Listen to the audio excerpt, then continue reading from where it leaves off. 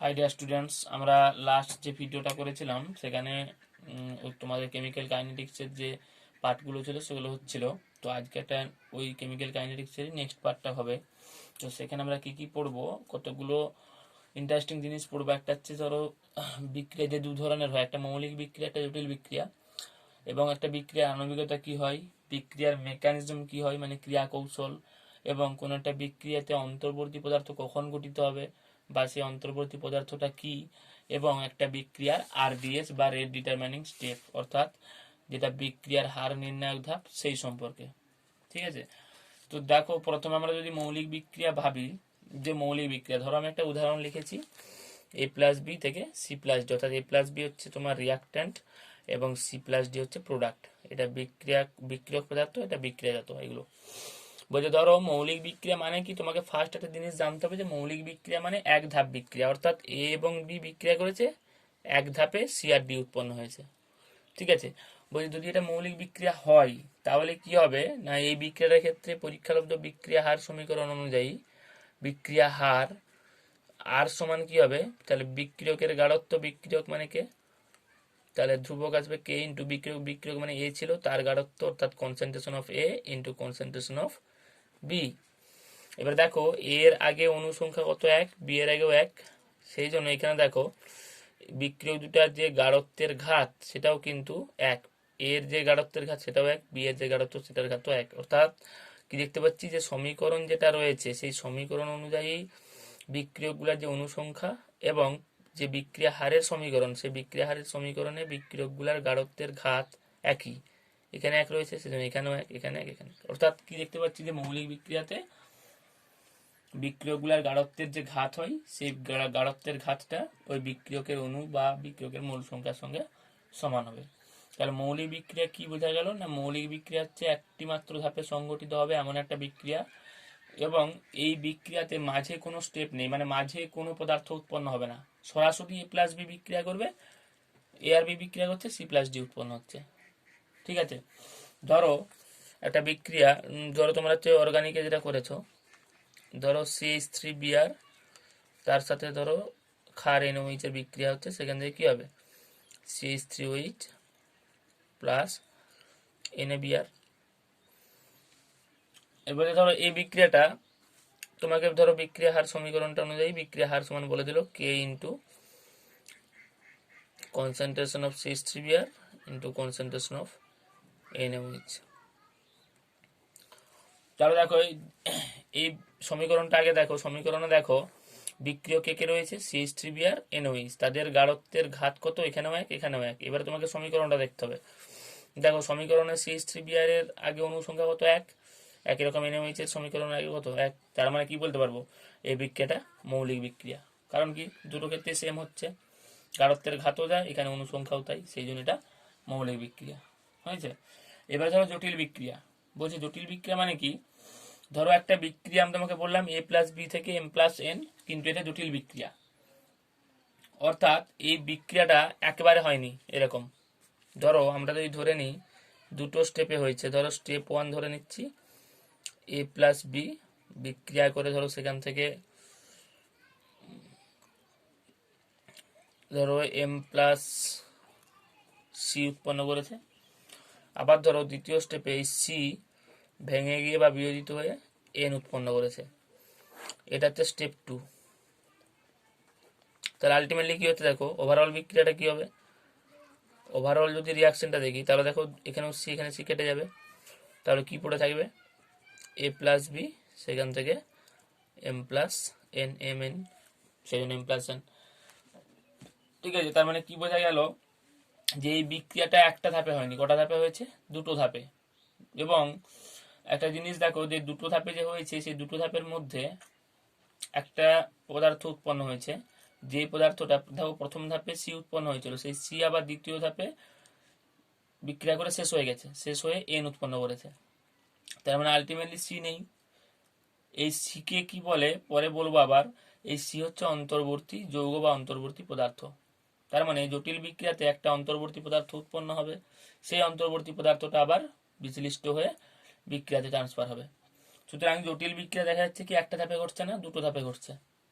ঠিক আছে, তো এবার বলছে এই ধরো এই যে জটিল বিক্রিয়া, ধরো তোমাকে একটা, এবার বলছে সেই জন্য ধরো এই জটিল বিক্রিয়াতে বিক্রিয়া হার তোমাকে বললো হার সমান কে,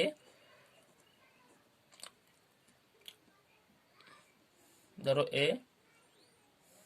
এ টু দিল, ধরো বি দিল একটা, ধরো জটিল বিক্রিয়া হার ধ্রুবক, মানে তোমার বিক্রিয়া হার এই সমীকরণটা দিয়েছে।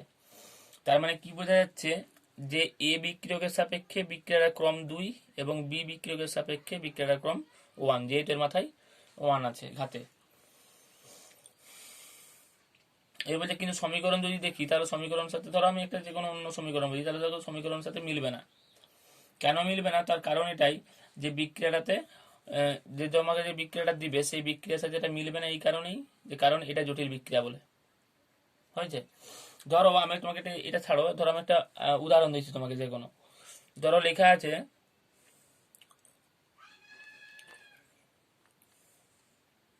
ধরো NO2 প্লাস CO, সেখান থেকে আছে NO প্লাস CO2। হয়েছে? ধরো এই বিক্রিয়াটাতে তোমাকে বললো বিক্রিয়াটার হার সমীকরণ অনুযায়ী বিক্রিয়া হার, ধরো একটা বিক্রিয়া লিখেছি এটা, এবার বলছে তোমাকে দেওয়া আছে ধরো বিক্রিয়া হার সমীকরণ অনুযায়ী বিক্রিয়া হার আর সমান কে,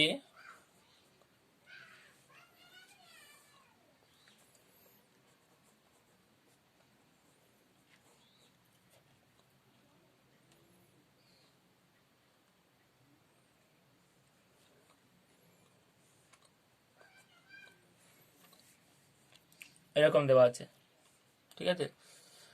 তাহলে দেখো বলছে বিক্রিয়াটা দেখে কি মনে হচ্ছে যে সিও তো রয়েছে, তাহলে সিও এখানে নেই কেন, তাই না? তার মানে নিশ্চয়ই দেখো দুটোর মিল নেই, এখানে সিও আসা উচিত ছিল, তার মানে এটা জটিল বিক্রিয়া। এবার এটা কি করে হয়, ধর এটা দুটো স্টেপে ঘটে। স্টেপ 1-এ কি হয় দেখো, যেহেতু এখানে কি আছে NO2 2, সেই জন্য আমি দুবার NO2 নিচ্ছি, NO2 প্লাস NO2। বলছি এরা বিক্রিয়া করে কি উৎপন্ন করে, NO3 প্লাস NO। হয়েছে? এটা তোমাকে মনে রাখতে হবে না, এটা জাস্ট আমি তোমাকে জাস্ট বলছি ব্যাপারটা বোঝানোর জন্য। এর পরের স্টেপে কি হয়, এটা স্টেপ 1, এর পরের স্টেপে যেগুলো উৎপন্ন হয়েছিল, দেখো এখানে আমার NO ছিল কিন্তু NO3 থাকেনি, সেই জন্য NO3টা বিক্রিয়া করবে কার সাথে, সিওর সাথে।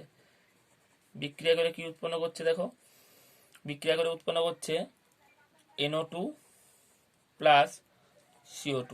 এবার যদি ওভারঅল বিক্রিয়া দেখি, ওভারঅল রিয়াকশনটা কি হবে, দেখো এখানে দুটো NO2, এখানে একটা NO2, বিপরীত পাশে আছে, সেই জন্য কটা NO2 হবে, একটা, প্লাস এখানে দেখো NO3 কেটে যাচ্ছে, তাহলে কি পড়ে রইলো, প্লাস CO, সেখান থেকে কি রইলো, ওখানে NO প্লাস CO2। হয়েছে? এবারে বলছে তার মানে বিক্রিয়াটাতে অন্তর্বর্তী যৌগকে NO3, কারণ NO3 নষ্ট হয়ে যাচ্ছে আবার, কিন্তু উৎপন্ন হয়েছিল কিন্তু আবার শেষ হয়ে যাচ্ছে, সেই জন্য NO3 হচ্ছে অন্তর্বর্তী পদার্থ। এবারে বলছে এই যে ধরো K অফ NO2 স্কোয়ার দেওয়া আছে, মানে ঘাতের যে 2 দেওয়া আছে ঘাতের মাথায়, বলছি এটা তাহলে কোন স্টেপটা থেকে নির্ণয় হয়েছে, নিশ্চয়ই প্রথম স্টেপটা থেকে, দেখো দুটো NO2 আছে, ওভারঅল থেকে নয়। সেই জন্য বলছে এইটাকে বিজ্ঞানীরা বলেছিলেন যে এটা হচ্ছে স্লো স্টেপ। তার মানে একটা জটিল বিক্রিয়া দুটো স্টেপে ঘটে, একটা স্লো স্টেপ আর একটা ফাস্ট স্টেপে। যেটা স্লো স্টেপ সেটা হচ্ছে RDS, RDS টা পরে আসছি আবার, যদিও তাও তোমাকে বলে রাখছি যে জটিল বিক্রিয়া দুটো স্টেপে ঘটে, একটা স্লো স্টেপে, একটা ফাস্ট, মানে একটা কুইক স্টেপে হয় মানে দ্রুত হয়, আর একটা ধীরে ধীরে ঘটে। যেই স্টেপটা ধীরে ধীরে ঘটবে সেই স্টেপটা অনুযায়ী বিক্রিয়ার হার সমীকরণটা লেখা হয়। ঠিক আছে?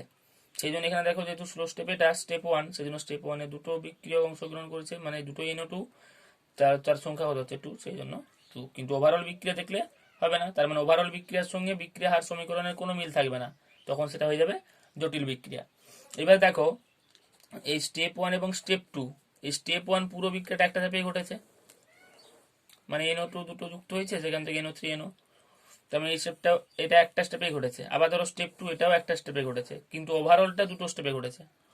তার মানে স্টেপ 1টাও একটা মৌলিক বিক্রিয়া, স্টেপ 2টাও একটা মৌলিক বিক্রিয়া। তার মানে বলা যাবে কি যে জটিল বিক্রিয়া কি না, যে সমস্ত বিক্রিয়া 2 বা ততোধিক মৌলিক বিক্রিয়ার মাধ্যমে ঘটে, হয়েছে, এবং বিক্রিয়ার অভ্যন্তরে বা বিক্রিয়া চলাকালীন কোনো অন্তর্বর্তী যৌগ গঠিত হয় এবং সেই অন্তর্বর্তী যৌগ পরে বিক্রিয়া করে নিঃশেষিত হয়, সেটাই হচ্ছে জটিল বিক্রিয়া।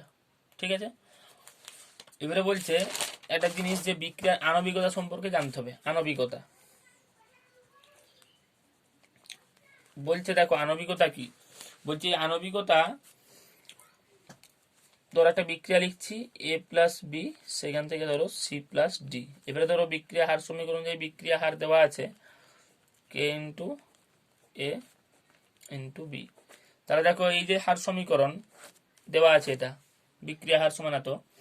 এবারে দেখো তোমাকে বিক্রিয়াটা দেখতে হবে। তাহলে বিক্রিয়াটাতে দেখো বিক্রিয়কগুলোর অনুসংখ্যা কি, এক এক। এবারে ঘাতগুলো কত, এদের গাঢ়ত্বের এক এক, তার মানে এটা অবশ্যই কি বিক্রিয়া, মৌলিক বিক্রিয়া, বলেছি এর আগেই। এবারে বলছে এই যে ধরো মৌলিক বিক্রিয়া হলো, তারপরে তোমার যে সমীকরণটা দেওয়া আছে বা তুমি পাবে, সেই সমীকরণে বিক্রিয়কগুলোর ঘাত কত আছে, এখানে এক এখানে এক, তার মানে কত হবে 1 + 1 = 2। এটাই হচ্ছে বিক্রিয়ার আণবিকতা।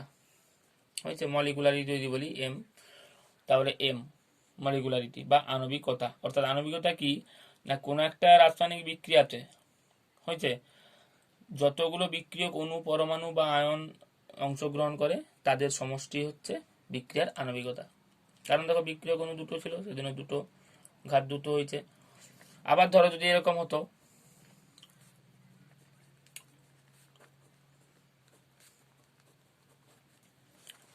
হয়েছে, তখন ধরো দেওয়া আছে বিক্রিয়া হার সমান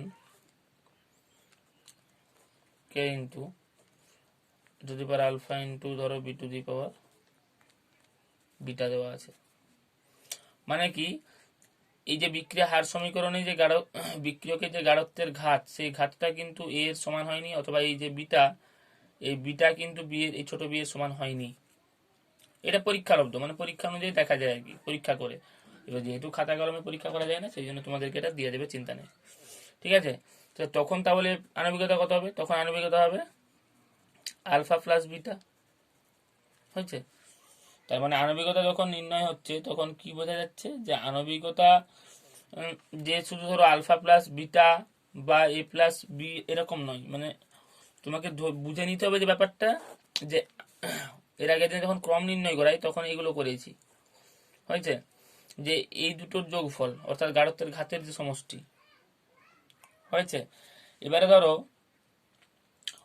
তোমাকে যদি দেখানো হয় যে তাহলে আলফা প্লাস বিটাও তো বিক্রিয়ার ক্রম হয়, এন হয়, তাহলে মলিকুলারিটিও তো এখানে দেখছি আলফা প্লাস বিটা। আমি তোমাকে বলছি এটা জাস্ট, মানে এটা নয়, আমি তোমাকে জাস্ট বলছি যে এটা এনও হতে পারে, এমও হতে পারে। হয়েছে, এর বলছে ধরো যদি এরকম বিক্রিয়াটা হয়, ধরো একটা বিক্রিয়া আমি লিখছি যে কোনো, ধরো আছে NH4NO2, সেখান থেকে ধরো N2 প্লাস 2H2O। বলছে কি হয়, ধরো একটা মৌলিক বিক্রিয়া যদি আমি ধরে নিই এটাকে, তাহলে এই মৌলিক বিক্রিয়াতে বিক্রিয়ক কোনটা, অবশ্যই এটা। সেই বিক্রিয়কের অণু সংখ্যা কত, ধরো একটা মৌলিক বিক্রিয়া আমি লিখেছি। হয়েছে, এই বিক্রিয়াতে অণু সংখ্যা কত তোমাকে আগে সেটা ভাবতে হবে। কার অণু সংখ্যা, বিক্রিয়কের। তার বিক্রিয়কের অণু সংখ্যা কত, এর আগে কিছু নেই মানে এক, তার মানে বিক্রিয়াটার আণবিকতা মলিকুলারিটি কত হবে 1। হয়েছে, আবার ধরো যেমন উদাহরণটা দিয়েছিলাম, যে ধরো NO2 প্লাস CO বিক্রিয়া করে কি উৎপন্ন করছিল, NO প্লাস CO2। বলতে দেখো এটা কিন্তু কি জটিল বিক্রিয়া। এবারে এই বিক্রিয়াটা কত স্টেপে হয়েছিল, একটু আগে দেখিয়েছি দুটো স্টেপে। স্টেপ 1-এ কি হয়েছিল না, NO2 দু অণু অংশগ্রহণ করছিল, সেখান থেকে কি হচ্ছিল NO3 প্লাস NO। তারপরে স্টেপ 2-তে কি হয়েছিল, তারপরে স্টেপ 2-তে হয়েছিল ওই NO3 প্লাস CO, সেখান থেকে NO2 প্লাস CO2। তাই তো, তার মানে দেখো এটা হচ্ছে একটা জটিল বিক্রিয়া। এই জটিল বিক্রিয়ার ওভারঅল বিক্রিয়াটা কি হচ্ছে, NO3 কেটে যাচ্ছে, তাহলে এখানে দুটো আর এখানে একটা, মানে NO2 প্লাস CO, সেখান থেকে NO প্লাস CO2। এবারে বলছে দেখো যেহেতু এটা দুটো স্টেপে ঘটেছে, প্রতিটা স্টেপে আণবিকতা পাবো। হয়েছে, ধরো প্রথম স্টেপে আণবিকতা যদি দেখি, তাহলে বিক্রিয়ক কটা অণু আছে, দুটো, তার মানে প্রথম স্টেপে আণবিকতা হবে 2। আবার দ্বিতীয় স্টেপেও দেখো যদি দেখি NO3 একটা, CO একটা, তার মানে আণবিকতা কত হবে 2। অর্থাৎ দুটো স্টেপেই মলিকুলারিটি হচ্ছে 2। কিন্তু কিন্তু যদি বিক্রিয়াটাতে আমি এটা RDS বলেছি, এটা স্লো স্টেপ, তাহলে এই স্লো স্টেপ অনুযায়ী বিক্রিয়াটা আর সমান কি হবে, কে অফ NO2 এর কনসেন্ট্রেশন অফ NO2 2 হয়েছে। তার মানে বিক্রিয়াটার প্রথম ধাপে আণবিকতা 2, দ্বিতীয় ধাপেও আণবিকতা 2, কিন্তু যদি এই সমীকরণ অনুযায়ী বিক্রিয়ার ক্রম নির্ণয় করি তাহলে n সমান কত হবে 2, তাই তো। তার মানে ওভারঅল বিক্রিয়ার ক্ষেত্রেও একই, এটা হার সমীকরণ হয়েছে। তাহলে কি দেখতে পাচ্ছি, ক্রম 2, আণবিকতা প্রতিটা স্টেপে বা প্রতিটা ধাপে 2। অর্থাৎ যদি আমি বলি তাহলে এই যে ওভারঅল বিক্রিয়াটা, জটিল বিক্রিয়াটা, যে এই জটিল বিক্রিয়াটার ক্ষেত্রে আণবিকতা কত বলা যাবে না। কারণ কি না, এই জটিল বিক্রিয়াতে কতগুলো, যে NO2 একটাই অংশগ্রহণ করেছে এটা বলা যাবে না। কারণ আমি এখানে দেখতে পাচ্ছি NO2 একটাই আছে, তার মানে একটা অংশগ্রহণ করেছে, এটা ভুল। কারণ জটিল বিক্রিয়া সেহেতু বিক্রিয়াটা অনেকগুলো ধাপে ঘটছে, সেখানে NO2 এর কণা বা অনুসংখ্যা চেঞ্জ হতে পারে। সেই জন্য দুটো স্টেপ অনুযায়ী হয়েছে বিক্রিয়াটা, সেই জন্য দুটো স্টেপে আলাদা আলাদা করে কি পাওয়া গেছে, মলিকুলারিটি বা আণবিকতা পাওয়া গেছে। এবার যদি হার সমীকরণ অনুযায়ী দেখছি যে আর এর মান এটা দেওয়া আছে, তার মানে ক্রম হবে n, তার মানে ক্রম n হচ্ছে, আর প্রতিটা স্টেপে আণবিকতা n হচ্ছে, প্রতিটা স্টেপে কিন্তু প্রতিটা ধাপে, সেই জন্য এটা জটিল বিক্রিয়া। ধরো তার মানে কি কি পেলাম আমরা, যে মৌলিক যদি বিক্রিয়া হয় তাহলে মৌলিক বিক্রিয়ার ক্ষেত্রে যদি বিক্রিয়াটা মৌলিক হয় তখন আর সমান বলেছিলাম কি হবে, একই হবে, যা দেখতে পাবে তাই হবে, তাই তো, গাঢ়ত্বের ঘাত একই হবে। তাহলে তখন ক্রম কত হচ্ছে, এখানে এক এখানে এক, মানে 1 + 1 = 2। এবারে মলিকুলারিটি কত হবে, আণবিকতা, বিক্রিয়াটা দেখতে হবে, বিক্রিয়াতে কতগুলো বিক্রিয়ক অণু আছে, এই আছে একটা অণু, বি আছে একটা অণু, তার মানে মলিকুলারিটি কত হবে 2। তার মানে মৌলিক বিক্রিয়ার ক্ষেত্রে একমাত্র যে বিক্রিয়ার হার সমীকরণ থেকে বিক্রিয়ার ক্রম যা পাবো, বিক্রিয়ার আণবিকতাও ততই হবে। অর্থাৎ মৌলিক বিক্রিয়ার ক্ষেত্রে একমাত্র বিক্রিয়ার আণবিকতা সমান বিক্রিয়ার ক্রম, তার মানে m সমান n বলতে পারবো, বিক্রিয়ার মলিকুলারিটি সমান অর্ডার নাম্বার, ঠিক আছে, ক্রম সংখ্যা, একমাত্র মৌলিক বিক্রিয়ার ক্ষেত্রে হয়েছে। এবারে ধরো যদি আমি তোমাকে বললাম ওই যে জটিল বিক্রিয়ার ক্ষেত্রে ধরো আরেকটা জটিল বিক্রিয়া, ধরো NO, তার সাথে হচ্ছে ধরো 2H, ধরো একবার ব্যালেন্স করে দিচ্ছি, 2NO 2H2, সেখান থেকে হচ্ছে N2 + 2H2। বুঝে, ধরো এটা তোমাকে বলে দিল এটা জটিল বিক্রিয়া, তাহলে কি হবে এই জটিল বিক্রিয়াটার ক্ষেত্রে আমি ক্রম বা আণবিকতা বলতে পারবো না এখন। কেন না, জটিল বিক্রিয়াটা ভিন্ন ভিন্ন ধাপে হয়েছে। ক্রম পেতে গেলে আমাকে সবচেয়ে স্লো স্টেপ যেটা, সেই স্টেপের হার ধ্রুবকের মানে তোমার বিক্রিয়ারের রাশিমালাটা বের করতে হবে। বিক্রিয়ারের রাশিমালাটা যদি বেরোয় তখন সেখান থেকে আমি বলতে পারবো ক্রম কত। সেই জন্য বিক্রিয়াটা দুটো স্টেপে ঘটে, এগুলো মনে রাখতে হবে না, এগুলো তোমাকে পরীক্ষালব্ধ, তো এগুলো দিয়ে দেবে, অসুবিধা নেই। প্রথম স্টেপে কি হয়, ধরো তোমাকে আমি আগে বলছি যে বিক্রিয়ার হার সমান দিয়েছে k ইন্টু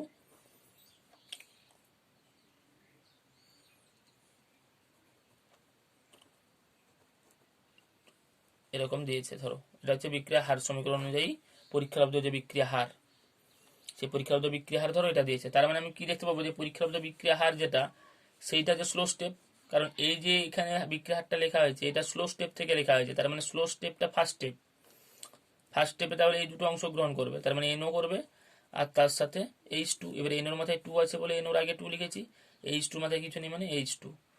সেখান থেকে কি উৎপন্ন হবে, বোঝে, সেখান থেকে উৎপন্ন হয়েছে N2 + H2O2 হয়েছে। তাহলে দেখো N2 ছিল, কিন্তু H2O2 কি ছিল সমীকরণে, নেই, তার মানে নিশ্চয়ই H2O2 আবার বিক্রিয়া করবে, সেই জন্য H2O2, তার সাথে দেখো এখানে দুটো হাইড্রোজেন ছিল কিন্তু এখানে একটা হাইড্রোজেন, সেই জন্য এখানে আরেকটা হাইড্রোজেন আসবে। বিক্রিয়া করলে কি করবে না, 2H2O, কারণ 2H2O তো পড়ে রয়েছে আমার বিক্রিয়াতে, তাহলে এটা হচ্ছে স্টেপ 1 আর এটা স্টেপ 2, বোঝা গেছে আশা করি। তাহলে যদি ওভারঅল বিক্রিয়া করি তাহলে কি হবে, এটা হচ্ছে স্লো ফার্স্ট স্টেপ, এটা ফাস্ট দ্রুত বা কুইক স্টেপ। তাহলে দেখো H2O2 কেটে যাবে, তার মানে H2O2 কি হবে, অন্তর্বর্তী যৌগ বা অন্তর্বর্তী পদার্থ। তাহলে দেখো কি পাবো, 2NO প্লাস দুটো H2 মানে 2H2, সেখান থেকে N2 + 2H2O। তার মানে দেখো যেটা স্লো স্টেপ সেই অনুযায়ী বিক্রিয়া হার সমীকরণ এটা হয়েছে, তার মানে এই স্টেপ 1 থেকে, তাহলে এই অনুযায়ী বিক্রিয়ার ক্রম কত হবে, তাহলে স্টেপ অনুযায়ী বিক্রিয়ার ক্রম n সমান হবে। তাহলে n সমান কোথা থেকে পাচ্ছি nটা, যেটা স্লো স্টেপ সেই স্টেপে যে বিক্রিয়া হার সমীকরণ, সেই সমীকরণে বিক্রিয়কগুলোর গাঢ়ত্বের ঘাত দেখব, কত হচ্ছে 2 + 1, তার মানে 3। এবারে বলছে আণবিকতা কার পাবো না, এর পাবো না, তার মানে আলটিমেটলি ক্রম কিন্তু এটাই ওভারঅল বিক্রিয়াতে। কিন্তু বিক্রিয়াটাতে যদি আমি বলি যে আণবিকতা কত, এই বিক্রিয়াটার ক্ষেত্রে পাবো না, ওভারঅলের ক্ষেত্রে কার ক্ষেত্রে পাবো, স্টেপ 1 এবং স্টেপ 2 দুটোর ক্ষেত্রে। কারণ কি, দুটো মৌলিক বিক্রিয়া আলাদা আলাদা। তাহলে কত কত পাবো না, স্টেপ 1 এর ক্ষেত্রে মলিকুলারিটি হবে, দেখো স্টেপ 1 এ দুটো NO একটা H2, তার মানে কত হবে 2 + 1 = 3। আবার ধরো দ্বিতীয়টার ক্ষেত্রে যদি দেখি তাহলে কি পাবো না, দ্বিতীয়টার ক্ষেত্রে যদি দেখি তাহলে কি পাবো, এখানে 1 এখানে 1, মানে H2 একটা আছে, H2 একটা আছে, তাহলে 1 + 1 = 2 হয়েছে। তার মানে দেখো প্রথম যে স্টেপ সেই স্টেপ অনুযায়ী মলিকুলারিটি বা আণবিকতা 3, কিন্তু দ্বিতীয় স্টেপ অনুযায়ী 2, কিন্তু ওভারঅল যে বিক্রিয়ার ক্রম সেটা কত 3। তার মানে কি আলাদা হচ্ছে, প্রতিটা ধাপের সাথে মিলেনি, শুধুমাত্র স্টেপ 1 এর সাথে মিলেছে। এবারে কেন স্টেপ 1 এর সাথে মলিকুলারিটি মিলেছে, কারণ স্টেপ 1টা ছিল মৌলিক বিক্রিয়া প্লাস সেটা স্লো স্টেপ, মানে একদম যেটা হার নির্ণায়ক ধাপ, সেই হার নির্ণায়ক ধাপ অনুযায়ী আমরা সমীকরণটা নির্ণয় করেছিলাম আর এর মানটা, সেই আর এর মান থেকে আবার n পেয়েছি, সেই জন্য হয়েছে। তো এই হচ্ছে তোমার বিক্রিয়া আণবিকতা ব্যাপারটা। এবারে তোমাদের বইয়ে বিক্রিয়া আণবিকতা এবং ক্রমের মধ্যে যে পার্থক্যগুলো দেওয়া আছে সেটা দেখলেই হবে। এবারে এই বিক্রিয়া আণবিকতা, ধরো m এর মান যদি 1 হয় তখন সে বিক্রিয়াটা হবে কি এক আণবিক বিক্রিয়া, এক আণবিক বিক্রিয়া। যদি m এর মান 2 হয় তখন সেটা দ্বি আণবিক হবে, m এর মান যদি 3 হয় তখন সেটা ত্রি আণবিক হবে।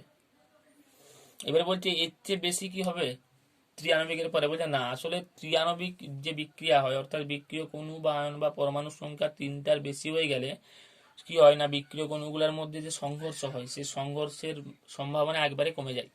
সেই জন্য কি হবে, বিক্রিয়া থেকে বিক্রিয়া তো তৈরি হবে না। সেই জন্য যখনই m এর মান 4 হবে, অর্থাৎ বিক্রিয়ক অণুর সংখ্যা বা পরমাণুর সংখ্যা বা আয়নের সংখ্যা 4টা হয়ে যাবে, তখন কিন্তু তাদের মধ্যে রিয়াকশনের যে সম্ভাবনা সেটা কমে যায়। ওই জন্য ত্রিআণবিকের চেয়ে বেশি হয় না বললেই চলে। আর ত্রিআণবিকটাও খুব একটা হয় না, কেননা বিক্রিয়ক অণুর সংখ্যা বাড়ছে মানে সংঘর্ষের সম্ভাবনা কমবে, মানে দুটো অণু থাকলে তাদের মধ্যে যে সংঘর্ষ হবে, 3টে অণু হয়ে গেলে তখন সংঘর্ষের মানটা একেবারেই কমে যাবে। হয়েছে। তো এরপর হচ্ছে বিক্রিয়ার যে মেকানিজম বা বিক্রিয়ার যে ক্রিয়া কৌশল হয়, বিক্রিয়ার ক্রিয়া কৌশল বলে দেখো, বিক্রিয়ার ক্রিয়া কৌশল বলতে কি, ধরো তুমি কোথাও গিয়েছো, তুমি বাড়ি আসবে, সেখানে ধরো তুমি প্যাকিং করলে, প্যাকিং করার পরে তুমি হয়তো সেখানে টোটো ধরলে বা অটো রিক্সা ধরলে, সেখান থেকে বাস স্ট্যান্ড আসলে, বাস স্ট্যান্ডে বাস ধরলে, বাস ধরার পর আবার বাড়ি, মানে তোমার বাড়ি যেখানে সেখানে বাস স্ট্যান্ডে আসলে, সেই বাস স্ট্যান্ডে নামার পর আবার সেখান থেকে হয়তো তোমাকে বাড়ি থেকে কেউ গিয়ে মোটরসাইকেল করে পিক আপ করলো, বা যাই হোক, মানে এইভাবে তুমি বাড়িতে আসলে, এই যে তোমার মেস বা তুমি যেখানে থাকো, যে কোনো মেসে থাকো বা কোথাও থেকে আসছো বাড়ি, তাহলে সেখান থেকে তোমার বাড়ি আসা যে যাত্রাপথ, এই যাত্রাপথে তুমি কিভাবে এসেছো সেটা হচ্ছে তোমার যাত্রাপথের মেকানিজম বা ক্রিয়া কৌশল। সেরকম একটা রাসায়নিক বিক্রিয়া কিভাবে ঘটে, মানে ধরো এটা জাস্ট একটু ধারণার জন্য বলে রাখছি, ধরো ওই যে A+B বিক্রিয়া করে C+D উৎপন্ন করছে, যে ধরো A এবং B যে বিক্রিয়া করছে, এই বিক্রিয়াতে যে বন্ধন ভেঙে যাচ্ছে বা নতুন করে কি বন্ধন গঠিত হচ্ছে, অথবা ধরো বিক্রিয়াটাতে একটা ধাপে ঘটছে না, বিক্রিয়াটা অনেকগুলো ধাপে ঘটছে, হয়েছে, সেই সমস্ত জিনিসগুলো হচ্ছে বিক্রিয়া ক্রিয়া কৌশল। অর্থাৎ কোনো একটা রাসায়নিক বিক্রিয়ার যে পথ, সেই রাসায়নিক বিক্রিয়ার পথের পুঙ্খানুপুঙ্খ বিবরণ হচ্ছে বিক্রিয়ার ক্রিয়া কৌশল। হয়েছে। এরপরে ধরো অন্তর্বর্তী পদার্থ, এরপরে যে জিনিসটা জানতে হবে সেটা হচ্ছে অন্তর্বর্তী পদার্থ। অন্তর্বর্তী পদার্থ মানে কি, এটা ইন্টারমিডিয়েট, মানে ধরো ইন্টারমিডিয়েট কোথায় পাবো আমরা, প্রথমত একটা জিনিস যে মৌলিক বিক্রিয়ার ক্ষেত্রে পাবো না, পাবো কোথায়, জটিল বিক্রিয়ার ক্ষেত্রে। যেমন ধরো তোমাদেরকে যেটা দেখি সেই বিক্রিয়াটাই বলছি, একই বিক্রিয়া, ধরো 2NO প্লাস 2H2, সেখান থেকে ধরো, এটা তোমাকে আমি জাস্ট বিক্রিয়াটা বলে দিচ্ছি, এটা তোমাদের মনে রাখতে হবে না। ধরো এই বিক্রিয়াটা আছে, বলে দিয়েছে এটা জটিল বিক্রিয়া, এবং এই বিক্রিয়াটার পরীক্ষাগত বিক্রিয়া হার দিয়ে দিয়েছে KNO2 এবং H2 দেওয়া আছে, এবং কনসেন্ট্রেশন অফ NO তার ঘাত 2 এবং কনসেন্ট্রেশন অফ H2। তার মানে কি বোঝা যাচ্ছে, বিক্রিয়া হার যেহেতু এটা দিয়েছে তার সঙ্গে মিল নেই এই সমীকরণে, তার মানে এই বিক্রিয়াটা কি হবে, জটিল বিক্রিয়া। তাহলে স্টেপগুলো কি কি হবে? তাহলে স্টেপ 1, দেখো স্টেপ 1টা স্লো হয়, তার মানে সেই স্লো স্টেপ মানে সেটাই আরডিএস। তার মানে আরডিএস যদি হয় সেই স্টেপটা থেকেই এই আরটা নির্ণয় করা হয়। তাহলে প্রথম স্টেপে কি হবে? এনও, এবারে 2 যেহেতু মাথায় আছে সেখানে প্রথমে এনও প্লাস H2 মাথায় কিছু নেই মানে 1 আছে, তারপরে বিক্রিয়া করে কি উৎপন্ন করে? মানে এখান থেকে বিক্রিয়া করে উৎপন্ন করে N2 প্লাস H2O2। এটা তোমাকে মনে রাখতে হবে না, ঠিক আছে? এটা জাস্ট আমি তোমাকে বলে দিলাম কি করে এখানটা লিখলাম। এবারে স্টেপ 2তে কি হবে? দেখো বিক্রিয়াটাতে কি নেই? N2 আছে কিন্তু H2O2 নেই, তাহলে H2O2 বিক্রিয়া করবে। কার সাথে বিক্রিয়া করবে? দেখো হাইড্রোজেন কোটা ছিল 2টো, তাহলে আরেকটা হাইড্রোজেন লাগবে। যদি বিক্রিয়া করে তাহলে কি উৎপন্ন করবে? না 2H2O। দেখো 2H2O ছিল সেজন্য 2H2O। তাহলে ওভারঅল বিক্রিয়া কি পাবো? এটা পাবো। ওভারঅলে যদি পাই তাহলে H2 কেটে যাচ্ছে, তাহলে 2NO প্লাস 2H2, সেখান থেকে N2 প্লাস 2H2O। তার মানে দেখো এটা হচ্ছে আরডিএস মানে স্লো স্টেপ, এটা ডিটারমিনিং স্টেপ। সেই অনুযায়ী এই যে হার সমীকরণটা পেয়েছি, বিক্রিয়া হার সমান এত পেয়েছি। এবারে বলতে দেখো এই যে অন্তর্বর্তী পদার্থ কোনটা, না যেটা একটা জটিল বিক্রিয়াতে উৎপন্ন হয়, আবার কোনো একটা ধাপে বিক্রিয়কের মানে আবার কোনো একটা ধাপে সেটা নিজে বিক্রিয়কের হিসেবে অংশগ্রহণ করে নিঃশেষিত হয়ে যাচ্ছে। তার মানে দেখো একটা জটিল বিক্রিয়ার কোনো একটা ধাপে যে পদার্থটা উৎপন্ন হয় এবং তার পরবর্তী ধাপে আবার পদার্থটা বিক্রিয়া করে নিঃশেষ হয়ে যায়, সেটাই হচ্ছে কি অন্তর্বর্তী পদার্থ। তাহলে এখানে অন্তর্বর্তী পদার্থ বা ইন্টারমিডিয়েট কি? না H2O2। তাহলে H2 হচ্ছে এখানে অন্তর্বর্তী পদার্থ, ঠিক আছে? এরপর আরডিএস অর্থাৎ রেট ডিটারমাইনিং স্টেপ হয়েছে। ধরো যদি আরডিএস বলি, রেট ডিটারমাইনিং স্টেপ বা হার নির্ণায়ক ধাপ, এটা খুব ইম্পর্টেন্ট জিনিস। হ্যাঁ, বলছে দেখো হার নির্ণায়ক ধাপ মানে কি? বলছে মৌলিক বিক্রিয়ার ক্ষেত্রে কি দেখেছি যে বিক্রিয়াটা একটা স্টেপেই ঘটে মানে সেটাই তার আরডিএস। কিন্তু যদি এরকম হয় যে বিক্রিয়াটা একটা জটিল বিক্রিয়া হয়ে যায়, হয়েছে, যদি জটিল বিক্রিয়া হয় তাহলে একই রকম, ধরো আমি এই উদাহরণটা নিয়ে করছি। ধরো জটিল বিক্রিয়া একটা, এটা এখান থেকে N2 প্লাস 2H2O। তাহলে দেখো জটিল বিক্রিয়া যদি এটা হয় তাহলে এই বিক্রিয়া দুটো স্টেপে ঘটবে। একটা স্টেপ 1-এ কি হয় না, তোমাকে বিক্রিয়ার হার সমীকরণটা দেওয়া আছে ধরো এটাই, তাহলে একই রকম কি হবে? 2NO প্লাস H2, সেখান থেকে হবে N2 প্লাস H2O2। আবার একই রকম স্টেপ 2-তে কি হবে? স্টেপ 2-তে হবে H2O2 প্লাস H2, সেখান থেকে হবে 2H2O। এবারে দেখো এই দুটো স্টেপের মধ্যে কোন স্টেপটা স্লো? না স্লো তুমি বুঝতে পারবে যদি তোমাকে হারটা দিয়ে দেয় যে আর সমান এত, তাহলে এটা দিয়েছে মানে এইটাই নিশ্চয়ই স্লো স্টেপ থেকে নির্ণয় করা হয়। কারণ স্লো স্টেপের ক্ষেত্রেই বলেছিলাম প্রথম ভিডিওতে যে স্লো স্টেপ থেকে বিক্রিয়া হার নির্ণয় করা যায়, ফার্স্ট স্টেপ থেকে করা যায় না। কারণ যেগুলো ফার্স্ট স্টেপ সেগুলো খুব কুইক বা দ্রুত ঘটে, সেই জন্য সেখানে হারটা নির্ণয় করা যায় না। কিন্তু তার মানে স্লো স্টেপ এটা। এবারে এইটা কোথায় আছে দেখতে হবে। দেখো যদি এই স্টেপ 1-এ নির্ণয় করি আর সমান কে অফ এনও কনসেন্ট্রেশন, তার মাথায় 2 হবে কারণ 2 আছে, H2, তার মানে এটা হচ্ছে কি স্লো স্টেপ। আর যেটাই স্লো স্টেপ সেটাই আরডিএস, রেট ডিটারমাইনিং স্টেপ। তার মানে জটিল বিক্রিয়া দুটো ধাপে ঘটলেও একটা ধাপে কিন্তু তার কি করে না হার নির্ণয় করা হয় একটা ধাপ থেকেই, ঠিক আছে? এবার কোন ধাপটা, যেটা তোমাকে হার নির্ণায়ক সমীকরণ দেওয়া থাকবে সেই সমীকরণ থেকেই তুমি ইজিলি বুঝতে পারবে, হয়েছে? ধরো এবার আমি একটা উদাহরণ দিচ্ছি, আশা করি বুঝতে পেরেছো। এবারে ধরো একটা উদাহরণ আছে, ধরো H2O2 প্লাস I মাইনাস, সেখান থেকে H2O প্লাস IO3 মাইনাস, এটা দেওয়া আছে স্লো, হয়েছে? আরেকটা সমীকরণ দেওয়া আছে এটারই, ধরো H2O2 প্লাস IO3 মাইনাস, সেখান থেকে এটা বলা আছে ফার্স্ট, সেখান থেকে ধরো দেওয়া আছে H2O প্লাস I মাইনাস। ধরো দুটো বিক্রিয়া দেওয়া আছে, দিয়ে বলেছে যে বিক্রিয়াটার হার সমীকরণ লেখো। তাহলে হার সমীকরণ আমি কোনটা থেকে লিখতে পারবো? যেটা স্লো সেটা থেকে হার সমীকরণ। তাহলে হার সমীকরণ অনুযায়ী বিক্রিয়া হার আর সমান কে অফ কি পাবো? H2O2 concentration of H2O2 concentration of I minus, হয়েছে? একই রকম ধরো তারপরে বলেছে যে বিক্রিয়াটার সামগ্রিক ক্রম কত হবে, সামগ্রিক ক্রম, হয়েছে? তাহলে সামগ্রিক ক্রম কোনটা পাবো? যেটা আর নির্ণয় করেছি যে বিক্রিয়া হার সমীকরণ অনুযায়ী ক্রম, তাহলে কত হবে? H2O2 আছে একটা আর I মাইনাস আছে একটা, তার মানে কত হবে ক্রম? 2 হবে, ঘাত যেহেতু 1 1 সেই জন্য 2। আবার ধরো তোমাকে যদি বলে যে বিক্রিয়াটা প্রতিটা ধাপের ক্ষেত্রে আণবিকতা কত হবে, ধরো প্রতিটা ধাপে ক্ষেত্রে আনুপাতিকতা কত হবে, প্রথম ধাপে কটা বিক্রিয়ক আছে, দুটো। তার মানে ফার্স্ট স্টেপ অনুযায়ী স্টেপ 1-এ হচ্ছে আনুপাতিকতা এম ইকুয়াল কত হবে, 2 হবে। আবার দ্বিতীয় স্টেপে কত হবে, একই রকম, এম এর মান 2 হবে, কারণ দুটো বিক্রিয়ক আছে। এবারে যদি বলে যে এখানে